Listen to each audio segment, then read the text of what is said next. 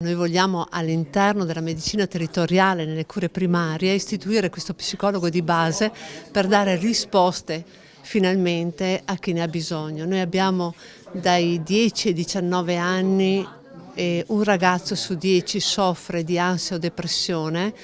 Dai 19 ai 28 anni abbiamo 1 su 2 in certe situazioni che soffrono di depressione o ansia, e questo l'abbiamo rilevato attraverso delle indagini anche all'interno dell'università.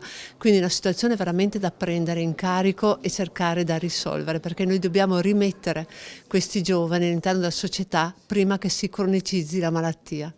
Che cosa prevede concretamente la vostra proposta di legge? Ma prevede allora l'istituzione in convenzione di un psicologo di base in ogni distretto, prevede un investimento iniziale di 1 milione di euro, che sono soldi a disposizione della Regione Veneto per i nuovi progetti di legge, prevede che ci sia un confronto e un affronto con la medicina territoriale, che quindi ci sia un filtro all'interno di questo, e prevede ovviamente una rete territoriale che prende in carico la persona dai primi esordi. Questa proposta di legge dovrebbe avere le gambe del buonsenso e della necessità.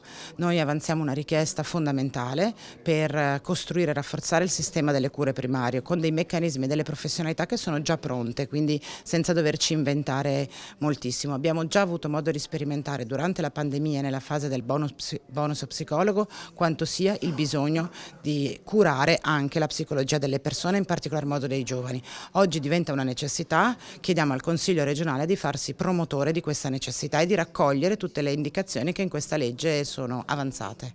È un testo che permette di iniziare ad affrontare un tema fondamentale, quello di portare la psicologia vicino alle persone che ne hanno bisogno o potrebbero averne bisogno, attraverso un meccanismo che è flessibile, che è semplice, ma che è stato già visto funzionare anche in altri contesti regionali e che permette di utilizzare un meccanismo che unisce efficacia dell'intervento e efficienza della spesa. Da questo punto di vista va a riscontrare un bisogno primario, quello della salute psicologica e di quello che potremmo definire il diritto civile allo stare bene psicologicamente, con un utilizzo di risorse che è intelligente e ben strutturato. Il Covid e il post-Covid hanno permesso di slatentizzare, di far vedere quello che era un bisogno che esisteva ovviamente prima ma che spesso non veniva espresso.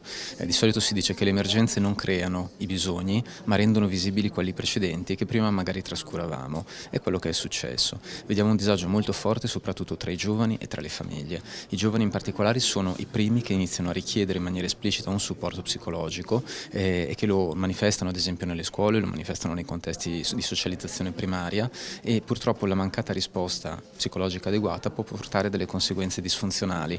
Vedi la violenza tra i ragazzi, vedi la disfunzionalità di alcuni percorsi di apprendimento, vedi le difficoltà nelle famiglie.